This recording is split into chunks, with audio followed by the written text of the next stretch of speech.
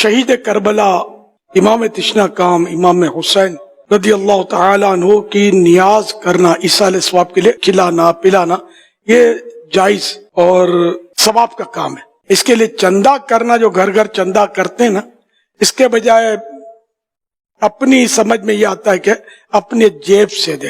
ہمارا ہاتھ اپنی جیب میں نہیں جاتا، یہ زیادہ مناسب. اچھا پھر چند یا تو دوست ہیں وہ مل کر آپس میں بے شک کر لے. یہ گھر گھر جو چندہ اور لوگوں کو راستے میں روک روک کر پھر بازو کا دھاک دھمکی وغیرہ وغیرہ، یہ طریقہ نہیں ہونا چاہیے. اور یعنی جس دن یہ کھچڑا بنائیں گے اس دن اہل محلہ پر سونے کی پابندی، وہ سو نہیں سکتے. بیمار کو سکون حاصل کرنے پر پابندی، ان کو تڑپایا جاتا ہے زور زور سے. مطلب وہ طرح طرح کے کلام چلا رہے ہوتے ہیں، میوزک چلا رہے ہوتے ہیں، ٹائم پاس کر رہے ہوتے ہیں. چھوٹا بچہ چیخ چیخ کے روتا رہے، سارے گھر کو سر پہ اٹھا لے رو رو کے. ان کھچڑا پکانے والوں کو اس کا کوئی یعنی کہ احساس بعض اوقات نہیں ہوتا. تو یہ سب نہیں ہونا چاہیے. گلی میں پکاتے ہیں، گلی کا راستہ بند کرتے ہیں، پھر زمین پر پکاتے ہیں، زمین میں گڑھا پڑتا ہے، پھر اس کو بند نہیں کرتے. آگے چل کے بارشیں ہوتی ہیں تو گڑھے میں پانی بھرتا ہے، مچھروں کی پیداوار ہوتی ہے، تو کیچڑ تو کسی کا اندھیرے میں یا ایسے موقع ہو سکتا ہے پاؤں بھی اس میں گڑھے میں آ جاتا ہوگا، بیچارے چوٹ بھی کھاتے ہوں گے، کیا پتا کسی کے پاؤں بھی ٹوٹتے ہوں.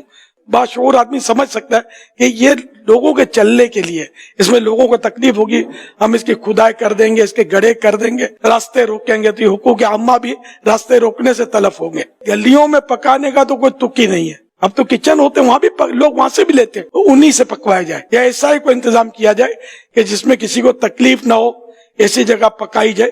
اور بھی بہت ساری برائیاں اس میں داخل ہو گئی ہیں. اللہ پاک ہم مسلمانوں پر رحم فرمائی. کچھ لوگ ہوتے ہیں جو ایسی حرکتیں کر کے یہ سنیوں کو بدنام کر رہے ہوتے ہیں. یہ ہر موقع پر اس طرح کا طبقہ پایا جاتا ہے.